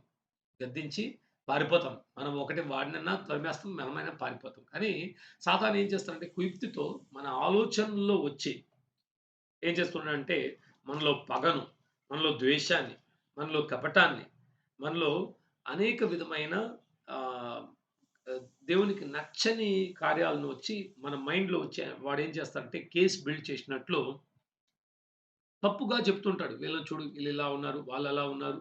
నీకు విరుద్ధంగా వాళ్ళు నిలబడుకున్నారేమో, వాళ్ళు మాట్లాడుతున్నారేమో, వీళ్ళు మాట్లాడుతున్నారేమో. వాళ్ళని చూస్తే నచ్చకపోవడం కూడా ఎవరు చేసేది? సాతాను మన హృదయంలో వచ్చి వాడొక ఫిల్మ్ చూపిస్తాడు. మన ఇమాజినేషన్ మనం ఆహ్, ఊహించుకునేవన్నీ ఊరికే అనుకుంటాం కదా! లేదండి. ఊహించుకునేది నిజం. అక్కడ మీరు ఎలా ఊహించుకుంటారో మీ జీవితం అలాగే ఉంటుందన్నమాట. ఒక మనిషి తన హృదయంలో ఎలా ఆలోచిస్తాడో అలాగే ఉంటాడంట. நம்ம நினைப்போம் நம்ம உள்ளத்திலே யோசிக்கிறது சும்மா அப்படி பகல் கனவு காணுகிறது பொய் என்று. இல்ல. பகல் கனவு காணுகிறது அது மெய். எதை நீங்கள் யோசிக்கிறீங்களோ அது மாறி மாறிடும். பிசாசு என்ன செய்வான்? சும்மாவே வந்து நமக்குள்ள வந்து மற்றவங்க மேல விரோதத்த உண்டாக்குவான். அவங்க உன்ன பார்த்தா உனக்கு உன்கிட்ட அன்பா இல்லாம இருக்கிறாங்கோ. அவங்க உன்ன வந்து வெறுக்கிறாங்கோ. அவங்க மேல ஒரு குறை சொல்லணும். அவங்க மேல ஒரு குற்றம் சொல்லணும்னு சொல்லி என்ன பண்ணுவான் పిశాసు మற்றவங்க మేల அவன் வந்து ప్రచనలు ఉండాగిட்டு இருப்பான். ఈరోజు గొడవలు ఎలా వస్తున్నాయండి? కుటుంబాల్లో గొడవలు ఎలా వస్తుంది? ప్రజలున్న స్థలంలో సంఘాల్లో గొడవలు ఎలా వస్తుంది? మరి కుటుంబాల్లో పనిచేసే స్థలంలో ఎలా వస్తుందంటే ఒకరి మీద ఒకరికి నచ్చకపోవడం. ఎవరిస్తున్నారు అటువంటి ఆలోచనలు? కొన్ని కొన్ని అపవిత్ర ఆత్మలున్నాయి. ఈ ఆత్మలకేంటంటే అసలు నెమ్మదిగా ప్రజలుంటే నచ్చదండి. అందరూ కొట్టుకోవాలి. అందరూ తిట్టుకోవాలి. అందరూ ద్వేషించుకోవాలి. అందరూ శపించుకోవాలి. అప్పుడే దానికి ఆనందమో, పరమానందం. అంతవరకు ఊరుకుండదండి. నిజం ఉన్నాయి. నేను ఊరికే అబద్ధాలు చెప్పడం లేదు. ఇటువంటి ఆత్మలు మన చుట్టూ ఉండడం వల్ల ఆత్మలు అవకాశానికి చూస్తూ ఉంటుంది. మీరు ఒకరి మీద ఒక చిన్న చేదును మీరు హృదయంలో ఓపెన్ చేశారనుకోండి. ఆ స్పిరిట్ మీలో లోపల వచ్చేస్తుందనమాట. ఆత్మ అనేది దూరిపోతుంది. దూరిపోయిన తర్వాత ఏం చేస్తుందంటే అది ఇంకా దాన్ని డెవలప్ చేసి గొడవలయ్యేంత వరకు వదలదు. అందుకే కొట్టుకునేది కొందరైతే హత్యలు చేసుకునేంత వరకు ఎందుకెళ్తుందంటే ఆత్మ విపరీతంగా వాళ్ళు క్రియేట్ చేసి ரத்தம் காய்ச்சேந்த வரைக்கும் கூட உதவுது. பாருங்க இந்த ஆவிகள் என்ன பண்ணும்னா, நான் உண்மைய சொல்றேன், பொய் சொல்லல. கெடுக்கிற ஆவிகள், பொறாமையின் ஆவிகள், அ எ மற்றவங்கள வெறுக்கிற ஆவிகள், மற்றவங்க மேல குற்றம் சொல்லுகிற ஆவிகள் என்ன பண்ணும்னா, நம்ம கொஞ்சம் கசப்பு, கொஞ்சம் வெறுப்பு, கொஞ்சம் உள்ளத்துல ஓப்பன் பண்ணிட்டோம்னா, இந்த ஆவி நமக்குள்ள நுழைஞ்சு என்ன பண்ணும்னா, அவங்க மேல பர நெறைய காரியத்தை காண்பித்து சண்டை போடுகிற அளவுக்கும், சபிக்கிற அளவுக்கும், சிலர் வந்து கொலை செய்கிற அளவுக்கு கூட போறாங்கல்ல, மிருகம் மாரி. எப்படின்னா, இந்த ఆవిகள் இருக்கிறது. మీరు ఆత్మీయమైన ప్రపంచాన్ని అర్థం చేసుకోకపోతే క్రైస్తవ జీవితాన్ని మీరు చేయలేరు. బైబిల్ ఆత్మల గురించి మాట్లాడుతుందండి. బైబిల్ ఊరికే ఏదో ఒక ప్రార్థన, సంఘానికొస్తున్నాం, చప్పట్లు కొడుతున్నాం అంతటితో ఆగిపోవడం లేదు గానీ, కంటికి కనబడని విరోధులున్నారు. కంటికి కనబడని సహాయం చేసే వాళ్ళు కూడా ఉన్నారనేసి బైబిల్ మనకు మాట్లాడుతుంది. வேத வசனத்தை நாம் தெளிவாக புரிந்து கொள்ளணும். அன்பானவர்களே, நாம் ஏதோ வந்து கரங்களை தட்டிவிட்டு, பாடலை பாடிவிட்டு போறது கிடையாது. ஒரு ஆவிக்குரிய உலகம் இருக்கிறது. அந்த உலகத்தில் நடக்கக்கூடிய సంభవంகள், அங்க ఆవిகள் இருக்கிறது. ఆవిகளை நாம் அறிய வேண்டும். విభచరించే ఆత్మలున్నాయి. ఆత్మ ఏం చేస్తుందంటే, ఒక్క చెడు తలంపు మన హృదయంలో అనుమతిస్తే, ఆత్మ లోపల దూరిపోయి విచారానికి ఆ వ్యక్తిని తీసుకెళ్తుంది. అందుకే ప్రభువైన యేసుక్రీస్తు చెప్పాడు, ఒకరు ఇలా చూస్తేనే తప్పు అని చెప్పాడు. ఎందుకంటే, అక్కడే మారు మనసు పొంది, అక్కడే ఆత్మను విసర్జించి, ఆ తలుపులు మన తలంపులను మూసేస్తే శరీరము వెలుగ్గా ఉంటుంది గానీ, తలుపులను తరిచిపడ్డం వల్ల ఈ ఆత్మలు వచ్చిన వెంటనే ఆత్మల కోరికలు ఉంటాయండి. బాగా అర్థం చేసుకోండి. ఈ ఆత్మలున్నాయి గదా! కొన్ని కొన్ని ఆత్మలకొచ్చి వ్యభిచరించే ఆత్మకు అటువంటి కోరికనేది ఉంటుంది. ఎంత దానికి ఎంత కావాలంటే అంత. కానీ ఒక శరీరం అనేది కావాలి. ఆ శరీరము ఒక క్రైస్తవుడు, క్రైస్తవురాలు హృదయంలో కూడా దూరిపోవడం అనేది జరుగుతుంది. కానీ మనం అవకాశం ఇస్తే తప్ప ఆత్మలు మనలో రాలేదు. అందుకే ఎఫెసీయులు రాసిన గ్రంథంలో పౌలు చెప్తున్నాడు, సాతానుకు మీరు స్థలం ఇవ్వద్దు. Don't give place to Satan. சாத்தானுக்கு ஸ்தலம் இவ்வத்தடி. பாருங்க, விபச்சாரம் செய்கிற ஆவிகள் என்ன பண்ணும்னா, ஒரு உள்ளத்துக்குள்ளாக வந்துருச்சுன்னா, அதுக்கு ஆசை இருக்கும். அந்த ஆசையை நிறைவேற்ற ஒரு శరీరத்தை ఏర్పడుతాం. అదేలాగా రక్తాన్ని చిందించే క్రూరమైన ఆత్మలున్నాయి. అది వైలెంట్ స్పిరిట్స్ అన్నమాట. ఆ స్పిరిట్స్ ఏం చేస్తుందంటే, ఎవరిలో దూరిపోయి ఎవరిని చంపుదాం, రక్తం చూడాలి, రక్తాన్ని తాగాలన్న విపరీతమైన ఆశ ఆ ఆ ఆత్మలకుంటాయి. ఆ ఆత్మలు కొన్ని కొన్ని பிரதேశాల్లో ஏలుబడి చేస్తుంటుందండి. பாருங்க, சில ஆவிகள் இருக்கும். அது ரத்த வெறி பிடிச்ச ஆவி, கொலை செய்கிற ஆவி. அது என்ன பண்ணும்னா, ரத்தத்தை பார்க்கணும்னு சொல்லி விரும்பும். அந்த ஆவி வந்து ஒருத்தருக்குள்ள வந்துருச்சுன்னா, அவங்கள் మూలమాగో రక్తத்தை సింద వైக்கும். ఇటువంటి ఆత్మలు ఒక వ్యక్తిలో దూరిపోతే, ఒకటి సూసైడ్, వారిని వారే హాని చేసుకోవడం, వాళ్ళ సొంత రక్తాన్ని కార్చుకోవడం, లేకపోతే ఇతరులను వెళ్లి హాని చేయడం అనేది కూడా ఉంటుంది. இந்த ஆவி வந்து இந்த கொலை செய்கிற ஆவி வந்துருச்சுன்னா, ஒன்று தற்கொலைக்கு அது வந்து ஒரு மனுஷனை தூண்டி விட்டுரும். அவனுடைய சொந்த ரத்தத்தை சிந்தும்படியாக. இல்லாவிட்டால் మற்றவங்களை కొலை செய்து కుట్రం செய்கிற அளவுக்கு తూండివిడం. ఈ ఆత్మల యొక్క ప్రభావాన్ని మీరు ఒక్కొక్క స్థలం వెళ్తేనే చూడగలుగుతారు. ఇప్పుడు ఆంధ్ర, తెలంగాణ ఆ సైడ్‌కెళ్తే అటువంటి కోపించుకునే ఆత్మలు, మరి హత్యలు చేసే ఆత్మలు కొన్ని కొన్ని ప్రదేశాల్లో అక్కడికెళ్తేనే మీలో రఫ్ ఫీలింగ్స్ వస్తాయండి. మీరు గమనించారో లేదో, మీరు ఒక ప్రదేశాన్ని వదిలిపెట్టి మరొక ప్రదేశానికెళ్తేనే మీ ఆలోచనలు, వాతావరణం మారిపోతుందనమాట. బెంగుళూరులో ఉన్నప్పుడు ఒకలాగుంటారు. మీ సొంత ఊరికెళ్ళినప్పుడు వేరేలా ఉంటారు. మనం అనుకుంటాం అక్కడ ఉన్న పరిస్థితులను బట్టి. కాదండి. అక్కడున్న ఆత్మీయమైన వాతావరణం అనేది వేరు ఉంటుందనమాట. క్రూరమైన ఆత్మలున్న స్థలానికెళ్తే మనం కూడా ద్వేషము, కోపము, కపటము అటువంటివి వస్తుంటాయి. ఇప్పుడు బెంగుళూరుకొచ్చారనుకోండి. బెంగుళూరులో ఉన్న ఆత్మలు ఎటువంటిదంటే శారీర ఆశలు. ఇక్కడ ఒక చానా సొగసుగా జీవించే ఆత్మ. లేకపోతే ఒక కంఫర్ట్ లైఫ్, ఒక జాలీ లైఫ్ అటువంటి ఒక స్పిరిట్ అనేది ఉంటుందన్నమాట. ఉల్లాసంగా జీవించడం, ఎంజాయ్ చేయడం అటువంటి విపరీతమైన ఆలోచనలు ఇక్కడికొస్తే ఉంటుంది. நீங்க கவனிச்சீங்களோ இல்லையோ தெரியல. ஒரு இடத்துலருந்து மறு இடத்துக்கு மாறுனீங்கன்னா, அந்த ஆவிகளுடைய தாக்கம் என்பது வித்தியாசமா இருக்கும். ஒரு இடத்துல போனீங்கன்னா, கொலை செய்கிற ஆவிகள், கோவப்படுகிற ஆவிகள் இருக்கும். ஒரு இடத்துல வந்தீங்கன்னா, உல்லாசமா இருக்கிற ஆவி. பெங்களூர் மாரி பட்டணத்துக்கு வந்துட்டீங்கன்னா, எல்லாமே பணம் சம்பாதிக்கணும், பொருள் సంపాదించడం, వీడు కట్టணும். ఇప్పటిపட்ட ఆలోచనలు தான் వரும். ఇప్పుడు బెంగుళూరు లాంటి పట్టణానికి వచ్చారనుకోండి, ఎటువంటి వ్యక్తి వస్తే కూడా డబ్బులు సంపాదించుకోవాలనే ఆశ అనేది ఖచ్చితంగా వస్తుంది. అదే మీ ఊరికెళ్తే అట్లా ఎందుకు అసలు డబ్బులు వద్దులే అనేసి అనుకోని, కానీ వేరే వేరే క్రియలు చేయడానికి ఆ ఆత్మలొచ్చి నడిపిస్తూ ఉంటుంది. பெங்களூர் பட்டணத்துக்கு வந்தா பணம் சம்பாதிக்கணும் வரும். ஊருக்கு போனா அங்க சும்மா ஃப்ரெண்ட்ஸ் கூட சுத்துறது, அப்படி பேசுறது, ஜாலியா இருப்பது. அப்படிப்பட்ட ఆవిகளா இருக்கும். దీన్నొచ్చి టెరిటోరియల్ స్పిరిట్స్ అంటారు. టెరిటోరియల్ స్పిరిట్స్ అంటే ఒక్కొక్క జియోగ్రఫికల్ లొకేషన్ ఒక ప్రదేశం ఉందనుకోండి. కొన్ని కిలోమీటర్ల వరకు ఒక ఆత్మ అనేది ఏలుబడి చేస్తుంటుంది. ప్రధానంగా ఉంటుందన్నమాట. అక్కడికెళ్తే అటువంటి ఆలోచనలు మన మీద విపరీతంగా వస్తూ ఉంటుంది. ஒரு எல்லையில ஒரு ஆவி இருக்கும். டெரிட்டோரியல் ஸ்பிரிட்ஸ் என்று சொல்லி. அந்த எல்லைக்குள்ள போனீங்கன்னா, அப்படிப்பட்ட ఆవిகள் தான் இருக்கும். ఇప్పుడు అమెరికాలో వెళ్ళిన వాళ్ళు ఉన్నారనుకోండి. అమెరికా దేశంలో. అక్కడ వాళ్ళకి వ్యభిచారం అంటే తప్పు కాదు. వాళ్ళకి డైవర్స్ అంటే తప్పు కాదు. ఎవరిని కావాలంటే పెళ్లి చేసుకోవచ్చు.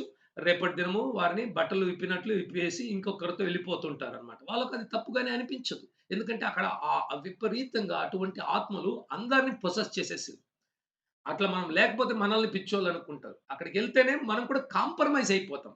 అసలు మనం చేయకపోతే కూడా చేసేవాళ్ళు చేస్తారండి. వాళ్ళ ఇష్టం కదా! దాన్ని ఖండించడానికో, ఎదిరించడానికో మనకు బలం సరిపోదు. ఎందుకంటే ఆత్మల ప్రభావం అనేది అంత భయంకరంగా ఉంటుందండి. இப்ப அமெரிக்க தேசத்துக்கு போயிட்டீங்கன்னா, அங்க வந்து விபச்சாரமோ, இல்லாட்டி வேசித்தனமோ, இல்ல விட்டால் ஒரு திருமணத்த வந்து விவாகரத்து குடுத்து டைவர்ஸ் பண்றது அங்க காமன். டெய்லி டைவர்ஸ் பண்ணிக்கிட்டு இருப்பாங்க. சும்மா துணிய கழட்டி போட்ட மாரி கழட்டி போட்டு அவங்களுடைய கணவனும், மனைவியும் மாத்திக்கிட்டு இருப்பாங்க. அந்த இடத்துக்கு போயிட்டாங்கன்னா, ஆளுங்கள் கூட அப்படி மாறிடுவாங்க. அப்படி மாறாம என்னதான் இருந்தாலும், அதை எதிர்த்து பேச முடியாது. அந்த ஆவியோடைய தாக்கம் நமக்குள்ள இருக்கிறனால என்ன பண்றது? அமெரிக்கால அப்படிதான் இருப்பாங்கன்னு சொல்லி நம்மள கூட ஒரு காம்ப்ரமைசிங் సిట్యుయేషన్‌కుள்ள పోయిడువాం.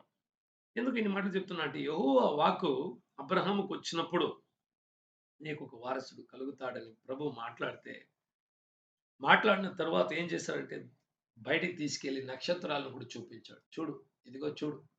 దర్శనాన్ని చూపిస్తున్నాడు. దేవుడు ఏది చేయడానికి ముందుగానే మనకు కొన్ని సూచనలు చూపిస్తూ ఉంటాడు. ఇది అనేసి మనలో విశ్వాసాన్ని పుట్టించడానికి.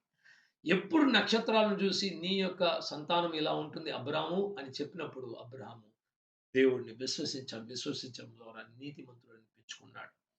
ஆபிரகாமை தேவன் வந்து வெளியே கொண்டு போயிட்டு அவருடைய வார்த்தை வந்தது. உனக்கு ஒரு குமாரனை கொடுப்பேன் என்று சொல்லி.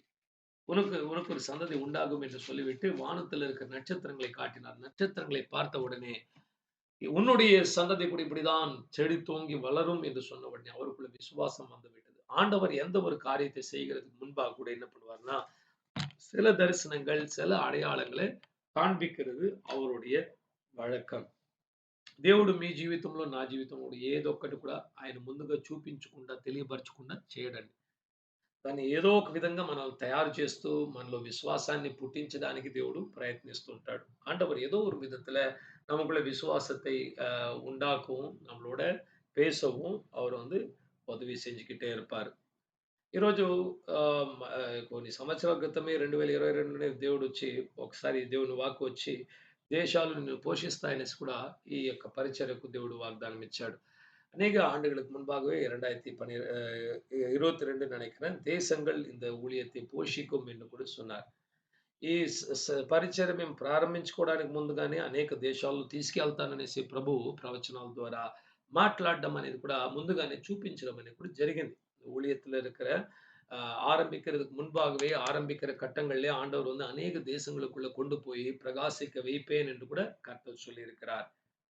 ఈరోజు ఈ గూగుల్ మీట్‌లో కూడా మనకు ఇప్పుడు చంద్రు బ్రదర్ వచ్చి ఇక్కడ జపాన్ నుండి జాయిన్ అవుతున్నాడు. కొందరొచ్చి శ్రీలంక నుంచి, ఇంకా ఇద్దరు సింగపూర్ నుంచి ఇప్పుడు చూడండి 3, 4 దేశాలు ఉన్నాయన్నమాట. ఈ చిన్న గూగుల్ మీట్‌లో.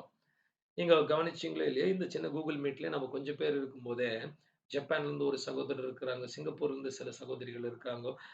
இலங்கையிலேருந்து நெறைய பேர் கலந்து கொள்ளுகிறாங்க. ஏன்னா, இது வந்து ஆண்டவருடைய தரிசனம், ஆண்டவருடைய திட்டம். அநேக தேசங்கள் வந்து ఇణయనం என்று వైతిరుக்கிறார். అబ్రహాం ఏం చేశాడంటే, దేవుడు చూపించిన వెంటనే ఆయన నమ్మాడు. దేవుడు ఒక దర్శనం చూపిస్తున్నాడు. దేవుడు ఇలా చేస్తాను అని చెప్పినప్పుడు మనం ఏం చేయాలంటే ఊరికి విశ్వసించడమే మంచిది. ఎలా జరుగుతుంది? ఎప్పుడు జరుగుతుంది? అది దేవుని హస్తంలో ఉంది. மொதல்ல మనం ప్రార్థించి పొందుకోవాలండి. ஆண்டவர் ஒரு விஷயத்தை காட்டிட்டார்ன்னா, இப்படி நடக்கும்ன்னு சொன்னா, அத நம்ம விசுவாசிக்கணும் முதலாவது. அதுக்கு அடுத்தது தான் எப்படி நடக்கும்? எப்ப நடக்கும்? எந்த அளவுல நடக்கும்? அதெல்லாம் ஆண்டவருடைய సమయத்திலும், நேரத்திலயும் இருக்கும். அதேபோல நம்மளுடைய జెబத்திலயும் இருக்கும். అబ్రాహాముకు ఇక్కడ ఆదికాండం 15లో దేవుడు ఇలా మాట్లాడితే ఆయనకు 75 సంవత్సరాలప్పుడు. కానీ ఎప్పుడు ఇస్సాకునిచ్చాడంటే 100 సంవత్సరం వచ్చినప్పుడు. 21 అధ్యాయానికి 21, 22 అధ్యాయం చదువుకుంటే అక్కడ ఇసాకు పుట్టినట్లు మనకు రాయబడింది. కానీ గ్యాప్ అనేది ఎంత ఉందండి? 25 సంవత్సరాలు ఆయన కనిపెట్టి దేవుని వాగ్దానంలో స్థిరంగా ప్రభువు నాకు ఖచ్చితంగా ఇస్తాడు అనేసి కూడా చెప్పడం అనేది జరిగింది. ఎందుకు దేవుడు అంతకాలం తీసుకున్నాడంటే అబ్రహామును తయారు చేయడానికి. అబ్రాహాం మనసులో ఒకవేళ ఇప్పుడే పుడితే నా యొక్క శరీరంలో ఉన్న శక్తి వల్ల నాకు బిడ్డ కలిగింది. దేవుడు అలా చేశాడేమో అనుకుంటాడు అని చెప్పి ఏం చేశాడంటే చివరి వరకు అసలు నీ శరీరంలో ఇంకా బలం లేదు. నువ్వు చేసుకోలేవు. మానవునిగా ఇంకా పిల్లలు పుట్టరన్నప్పుడు అప్పుడు ఒక బిడ్డ కలిగితే ఖచ్చితంగా యెహోవానే చేశాడు. దేవుడిచ్చిన వాగ్దానము దేవుడే చేశాడని దేవునికి మహిమ కలగడానికి ఆ విశ్వాసము చెప్పుకోవడం కూడా ఎలా చెప్పుకుంటారు? మాది కాదండి దేవుడే చేశాడు అనేసి చెప్పడానికి కూడా దేవుడు ఆ సమస్త మహిమను పొందుకోవడానికి ఆలస్యం చేశాడు. ప్లస్ అటువంటి ఒక కెపాసిటీ అబ్రహాం వచ్చి విశ్వాసులకు తండ్రి అని చెప్పాలంటే ఆయనలో ఒక సత్తా కలిగించడానికి అంత క్వాలిటీ కలగాలంటే దాన్ని ఇంకా బాగా தயார் చేయాలి. వెంటనే చేస్తే விலுவ ఉండదు. ஆண்டவர் பாருங்க ஏன் ஆபிரகாமுக்கு 75 வயதுல வாக்குத்தத்தம் பண்ணி 100 வயதில் தான் குழந்தை கொடுத்தார். அவரை உருவாக்கும்படியாக. 2வது 75வது வயதிலே அவருக்கு குழந்தை பிறந்திருந்தா அவர் சொல்லியிருப்பாரு. என்னுடைய கொஞ்சம் ஸ்ட்ரென்த்ல பிறந்துருச்சு. எனக்கும் அந்த ஸ்ட்ரென்த் இருந்ததுன்னு சொல்லி. ஆனா 100 வயதான உடனே சாராக்கு 90 வயது ஆன உடனே நிச்சயமாக இது எங்களுடைய பலத்தினால பிறக்கல. எங்களுடைய சரீரத்திலிருந்து பலன் இல்ல. ஆண்டவரே செஞ்சார் என்று ஆண்டவருக்கு முழுமையான மகிமை உண்டாகும். 3வது அந்த ஆபிரகாமுக்கு வேண்டிய அந்த ஒரு ஸ்டாமினா, அவர் விசுவாசத்தின் தகப்பன் என்று சொல்லப்படுகிறதுக்கு அவர் சோதிக்கப்படணும். அதுக்காக சில அவர் சில பாஸ் பண்ண வேண்டிய சில சில காரியங்கள அவர் மேற்கொண்டு జయించ వేண்டிయதாக இருக்கிறது. அதனால தான் ఆండవర్ తామదం பண்ணுகிறாరు. ఈరోజు కూడా దేవుడు మీ జీవితంలో, నా జీవితంలో ఇచ్చిన దేవుని వాక్యమైన, దేవుడిచ్చిన వాగ్దానమైన, ప్రవచనమైన ఆలస్యమైపోతుందనేసి మనము కంగారు పడకుండా ఇప్పుడు ఆలస్యం అవుతుందన్న కాలంలో అబ్రహాము విశ్వాసంలో ఎలా బలపడ్డాడో అలాగే మనం కూడా விசுவாசంలో பலப்படாల్సిన சமயம் இது. இப்போது பாருங்க ஆபிரகாம் தன்னுடைய வாழ்க்கையில தாமதமாகும்போது எப்படி தேவனை விசுவாசிக்கிறதுல உறுதியானாரோ அதே மாதிரி தான் உங்களுடைய வாழ்க்கையிலும் என்னுடைய வாழ்க்கையிலும் ஆண்டவர் கொடுத்த தீர்க்க தரிசனமா இருக்கலாம் వాక్కుతత్తమా இருக்கலாம் அதை పెట్టుకొள்ள நாம் తయారాగ வேண்டும். రెండోది అటువంటి వ్యక్తిగా మనం మారాలి. చూడండి ఇప్పుడు దావీదును దేవుడొచ్చి రాజుగా అభిషేకించేస్తాడు. ఎప్పుడు అభిషేకించాడు? గొర్రెలు మేపుతున్నప్పుడే తీసుకొచ్చి సమూయేలు అభిషేకించేసి సౌలు ఉండగానే నువ్వు రాజు అని చెప్పేసి వెళ్ళిపోయాడు ఆయన.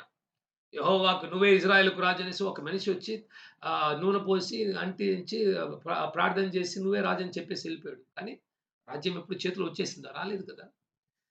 தாவீதுடைய வாழ்க்கை பாருங்க. தாவீத கூப்பிட்டுட்டு சாமுவேல் எண்ணெயை தடவி ஊத்தி அபிஷேகம் பண்ணி, "நீ தான் இஸ்ரவேலுக்கு ராஜா. ஆடுகளை மேய்ச்சவன் நீ ராஜான்னு" சொல்லிட்டு அவர் போயிட்டாரு. ஆனா రాజావాయిటారా? இல்ல. సౌలు రాజావా இருக்கிறாరు. ఇప్పుడు ఎందుకు దేవుడు 13 సంవత్సరం ఆలస్యం చేశాడంటే దావీదుకొచ్చి ఇంకా ఆ రాజుగా ఉండే కెపాసిటీ, క్వాలిటీస్ లేదండి. ఈరోజు ఇస్తే కూడా ఆయన నడిపించలేడు. ఆ స్తోమత లేదు. అలాగే దేవుడు కూడా మనకిచ్చిన అనేక దర్శనాలు, ప్రవచనము, దేవుడిచ్చిన వాగ్దానము ఎందుకు దేవా అంటే అటువంటి వ్యక్తిగా నువ్వు మారితే కదా నీకివ్వడానికి. మనం కూడా తయారవ్వాలి కదా! తయారు కాకుండా ఒక 100 కేజీలు బరువు తీసుకోవాలంటే అంత మనకు స్ట్రెంగ్త్ ఉంటేనే వాళ్ళ చేతిలో ఇవ్వగలుగుతాం. బలహీనంగా ఉన్న ఒక చిన్న అబ్బాయి దగ్గరికెళ్ళి 100 కేజీలు ఎడిస్తే కిందకి పడేస్తాడు. హాని చేసుకొనేస్తాడు. பாருங்க ஒரு 100 கேஜி இருக்குது. அதை கொண்டு போயிட்டு ஒரு சின்ன குழந்தை கையில குடுத்தா தூக்க முடியுமா? தூக்க முடியும். அவங்க வளர்ற வரைக்கும் వెయిట్ పడணும். దావీదు జీవితంలో ప్రభు వచ్చి ఆయనకు ఆ ఓర్పు, సహనము, యుద్ధము, పోరాటము, కఠినమైన బాధ, ఆ యొక్క మార్గము అనేసి ఆయన్ని తీసుకెళ్లడం జరిగింది. 13 సంవత్సరాలుగా ఆయన తరంబడ్డాడు, కొట్టబడ్డాడు, గుహల్లో జీవించాడు. అలా జీవించినప్పుడు దేవుని మీద ఉన్న విశ్వాసము ఇంకా అనేక విషయాలు నేర్చుకున్నాడు. రేపొద్దున ఏదో ఒక అటాక్ వస్తే ఎలా నిలబడుకోవాలనేసి కూడా నేర్చుకోవడం జరిగింది. தாவீதோட வாழ்க்கையில ஆண்டவர் கொண்டு போகும்போது இந்த 13 ஆண்டு அவர் கத்துக்கிட்டாரு. அவருடைய வாழ்க்கையில தெரியும். ஓ! யுத்தம்னா இப்படி இருக்கும், சண்டைனா இப்படி இருக்கும், விரோதம்னா இப்படி இருக்கும், జనங்கள ఆளுகை செய்றதுனா இப்படி இருக்கும்னு சொல்லி కట్టుకున్నాడు. దేవుడు మిమ్మల్ని ఒక ప్రవక్తగా పిలిచుండొచ్చు. కానీ ఈ రోజే ప్రవక్త అయిపోరు. దేవుని పిలుపు అయితే ఉంది. కానీ ప్రవక్తగా మారడానికి కొన్ని కొన్ని స్టేజెస్ దాటుకుంటూ వెళ్ళాలన్నమాట. ఆ ప్రార్థనలు ఎదగాలి, వాక్యంలో ఎదగాలి, దర్శనాలు చూడాలి, దేవుని స్వరాన్ని వినిపించుకోవాలి. ఆ స్థాయి వచ్చినప్పుడే దేవుడు ఏం చేస్తాడు రైట్ టైమ్‌లో కూర్చోపెడతాడండి. ஆண்டவர் என்ன செய்வார்ன்னா, அந்த ஆண்டவர் நினைச்ச ஒரு மனிதனாக, மனிதியாக நீங்க மாறிட்ட உடனே உங்கள தூக்கி அந்த இடத்துல உட்கார வைப்பார்.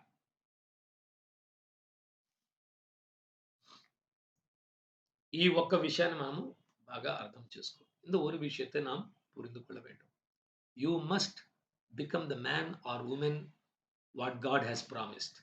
Unless and until you develop that character and quality, God will not be able to promote you. చాలా సులువండి. ప్రభువు మీ జీవితంలో ఉంచిన దర్శనం నెరవేరాలంటే ఆయన ఎలా అనుకుంటున్నాడో ఆ వ్యక్తిగా ఈ రోజే మారడానికి అటువంటి స్వభావం మనలో తీసుకొచ్చి అటువంటి కెపాసిటీ మనలో మనం బలపరుచుకుంటేనే ఆ సమయంలో దేవుడు కూర్చోపెట్టగలుగుతాడు. కానీ మనము చేసుకోకపోతే, మనము ఆ స్థాయిని అందుకోకపోతే అస్సలు దేవుడు తీసుకెళ్ళడు. பாருங்க, ஆண்டவர் வந்து நம்மை தயார்படுத்துகிறார். தயார்படுத்தி என்ன பண்றாரு? அந்த மனிதனாக மாற்றுகிறார். அந்த தரிசனத்துக்கு தகுந்த மனிதனா மாற்றுகிறார். அப்பதான் அந்த இடத்துல அவங்கள கொண்டு போய் உட்கார வைக்க முடியும். தரிசனம் சும்மா குடுத்துட்டாங்கன்னு சொல்லி உட்கார வச்சுட்டு அதை இழந்து పోవాங்க. చివరిగా ఒక మాట నాకు కూడా దేవుడు వచ్చే 2022లో చెప్పాడన్నమాట. ఆహ్, ప్రతి సంఘంలో, ప్రతి ప్రదేశంలో వెళ్లి, ప్రతి విలేజు, ప్రతి టౌను, భారతదేశం అంతా వెళ్లి కూడా విశ్వాసులను బలపరిచి వారిని శిష్యులుగా మార్చడం అన్నదాన్ని డిసైపుల్‌షిప్ టీచ్ చేయాలనేసి ప్రభు ఇచ్చాడు. కానీ ఆలస్యం అయిపోతుంది. ఒకవైపు మనం వచ్చి ఆలస్యం చేయడం. రెండోది విషయం ఏంటంటే దేవుడు అనుకున్న ఆ శిష్యునిగా నేను మారేంత వరకు దేవుడు నాకివ్వలేడు. నాలో అటువంటి పోలికలు రావాలి కదా! I must become a true disciple of Jesus Christ. నా ప్రార్థన జీవితమైనా, వాక్యమైనా, సువార్త చెప్పడమైనా, అన్ని విషయాల్లో నా తలంపులు, ఆలోచనలు, నా నా నేను నడుచుకునే విధానము ప్రతీదీ వచ్చి ఆయన అనుకున్న ఐడియల్ పర్సన్ నేను అవ్వాలి ఫస్టు. ఆయన మనస్సులో అవును, ఇప్పుడు సిద్ధం ఉన్నాడు అంటే అప్పుడేం చేస్తాడు లాంచ్ చేస్తాడు. ఈ రోజుల్లో దేవుడు మరలా గుర్తు తెచ్చి మాట్లాడుతున్నాడు ఈ విషయాలు చేయమని. నేను ఇంకా హుబ్లీలో ఒక సహోదరునితో మాట్లాడాను. అక్కడ వాళ్ళు ఈ ఈ వారం నుంచి మేము గూగుల్ మీట్ స్టార్ట్ చేసి అక్కడ ఒక టీమ్ బిల్డ్ చేస్తున్నాం. అక్కడికెళ్ళి ఒకరోజు కాన్ఫరెన్స్ లాగా ఉంచుకోవడానికి. గుల్బర్గాలో అక్కడ కూడా ఒక స్థలంలో వెళ్లి చేయడానికి. అట్లా పలు స్థలాల్లో వెళ్ళడానికి దేవుడొచ్చి మార్గం తరుస్తాడు. So when he will open the way, when you become that person of the call. ఆ దర్శనానికి దేవుడిచ్చిన పిలుపుకు తగిన వ్యక్తిగా మారినప్పుడు దేవుడు కూర్చోబెడతాడు. ఎస్తేరు రాణి అయితే రాణి ఒక రోజులో అయిపోలేదు. ఆమె అక్కడ ఉండి అన్ని తయారుబడి సిద్ధం చేసుకొని అన్ని చేసినాక ఆ స్థితి అనేది ఆమెకు தக்கிச்சுக்குంది.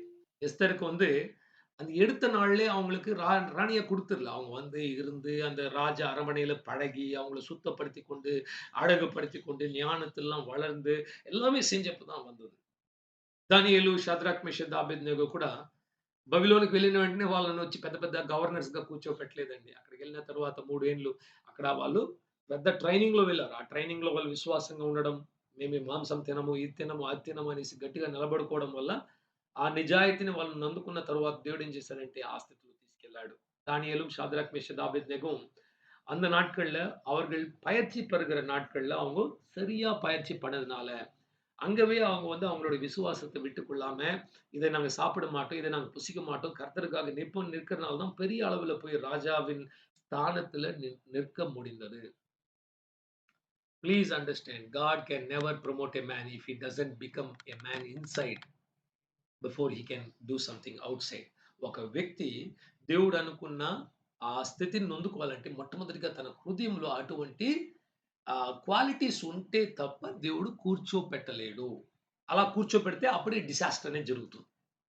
కొందరిని కూర్చోపెట్టేస్తున్నాడు. అది అది దేవుడు చేసే పొరపాటు కాదు. వీళ్ళు తొందర పెట్టేస్తారు దేవుడిని. ప్రభు చేసేసేయి. ఇప్పుడే ఇచ్చేసేయి. దేవుడు ఇచ్చేస్తాడు. ఆ బరువు మోయలేక కింద పడి పోగొట్టుకోవడం. అది ఒక జాబ్ అయ్యుండొచ్చు, కుటుంబం అయ్యుండొచ్చు, సేవ అయ్యుండొచ్చు, పరిచర్య అయ్యుండొచ్చు. తగిన సమయము కాకుండా సమయానికి ముందుగానే దేవుని ఆశీర్వాదాలు పొందుకుంటే కూడా పోగొట్టుకుంటారు. జాగ్రత్త. ஆண்டவர் எப்போ ஒரு மனிதனுக்கு குடுக்கணும்னு தெரியும். சிலர் என்ன பண்ணுவாங்கன்னா, ஆண்டவர் வந்து ரொம்பவும் ஃபோர்ஸ் பண்ணி வாங்கிடுவாங்க. ஆண்டவர் இப்பயே தாங்க, இப்பயே தாங்கன்னு வாங்கிடுவாங்க. ஆனா வந்து அதை அதை தாங்கிக் கொள்ள, அதை எடுத்துக்கொள்ள அவங்களுக்கு సక్తి ఇల్లామ కీழ విழுந்துருవాங்க. సౌలు అలాగే పొందుకున్నాడండి. ఒకే రోజులో పొందుకున్నాడు. గాడిదలో ఎత్తుక్కుంటూ ఎళ్లి రాజుగా అయ్యాడు. ఒక్క రోజులో పోగొట్టుకున్నాడు. సౌలు కూడా அப்படிதான் ఒరే నాళ్ళలో పెట్టుకున్నారు. ఒరే నాళ్ళలో పోగొడిచింది. There are no short cuts to God's kingdom. God's kingdom is having stages. బాగా అర్థం చేసుకోండి. దేవుని పరిచర్యలోనైనా, ఏ విషయమైనా ప్రభువు దగ్గరొచ్చి ఏవి షార్ట్ కట్స్ లేవు. వచ్చిన వెంటనే ఎవరిని తీసుకెళ్ళడు. అందరూ ఆ స్టేజెస్‌లో ఎళ్ళాలి. కొందరు ఆ తర్ఫీదునొచ్చి వేగంగా తీసుకోవడం వల్ల త్వరగా చేస్తే త్వరగా జరుగుతుంది.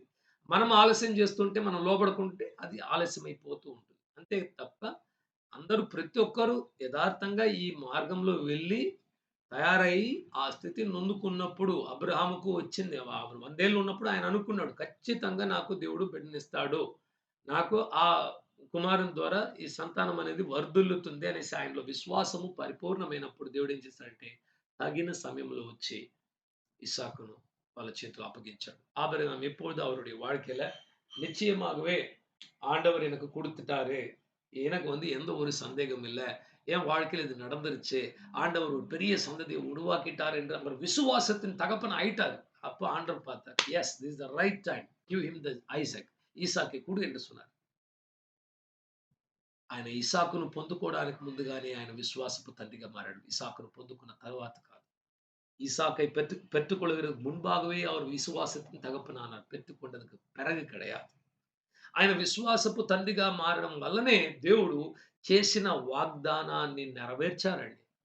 அவர் விசுவாசத்தின் தகப்பனா மாறியதனால தான் தேவன் என்ன செஞ்சார்? அவருக்கு அந்த பிள்ளையை, குழந்தையை வாக்குத்தத்தம் பண்ணதை கொடுத்தார். ఈరోజు నేను శిష్యులను తయారు చేయాలని దేవుడు చెప్పిన వాగ్దానాన్ని పొందుకోవాలంటే నేనే బలమైన శిష్యునిగా మారితే తప్ప అప్పుడే నిజమైన శిష్యులు కూడా తయారవుతారు. అంతవరకు ఆ விஷயமும் ஜரகது. చేసిన ఫలితం ఉండదు. ஆண்டவர் இன்றைக்கு வந்து நீ சீஷர்களை உருவாக்குன்னு சொல்லி ஒரு வாக்குத்தத்தம் குடுத்திருக்கிறார்ன்னா, நான் முதலாவது அந்த சீடனை போல, இயேசுவின் சீடனை போல உண்மையா மாறிவிட்டால் தான் அநேக சீஷர்கள் உருவாகுவாங்க. இல்லாட்டி உருவாக மாட்டாங்க. మీటింగులు పెట్టుకోవడం చాలా ఈజీ. వెళ్తే ఎక్కడైనా మీటింగ్ పెట్టుకోవచ్చు. కొంచెం డబ్బులు ఖర్చు పెట్టుకుంటే నలుగురిని కూడబెట్టుకొని చేసుకోవచ్చు. కానీ ఆ స్థితిని నొందుకొని దేవుని పరిశుద్ధాత్మ శక్తితో చేయడం అనేది అక్కడ ఉండే ఒక பாயிண்ட். பாருங்க, ஒரு மீட்டிங் வைப்பது ரொம்ப ஈஸி. போயிட்டு எங்கன்னா வச்சிரலாம். ஆனா அந்த நிலைமையை அடைந்து தேவனுடைய சீஷனாக போய் சொல்லும்போது தான் அந்த சீடர்களை உருவாக்குற வேலை நடக்கும். బహుశా ఒకవేళ మీ జీవితంలో కూడా నాకు దేవుడు చేసిన కార్యాలు చేయడం లేదనుకుంటున్నాను. కానీ ఆ స్థితిని పొందడానికి ప్రయత్నిద్దాం. దేవుడు ఏం కోరుకుంటున్నాడు? ఆ ఇన్నర్ స్టామినాని మనము చేసుకుంటే ఎక్స్టర్నల్‌గా మనకిచ్చే ఆశీర్వాదం మన చేతిలో దక్కుతుంది. దాన్ని కాపాడుకోగలుగుతాం. நமக்குள்ளாக ஆண்டவர் கொடுத்த ஆசீர்வாதங்களை நம் கரத்தினால பெற்றுக்கொள்ளணும்னா, அதற்கு வேண்டிய பலனை முதலாவது நாம் பெற்றுக்கொண்டால், நிச்சயமாக அதை நாம் நம்மளுடைய కరతలు పెట్టుకొண்டு కాపాడుకుంటాం. దేవుడి వాక్యాలు దీవించును గాక. ప్రార్థించుకుందాం. కర్త இந்த వచనங்களை ఆశీర్వదింపారాக. జెబిద్దాం.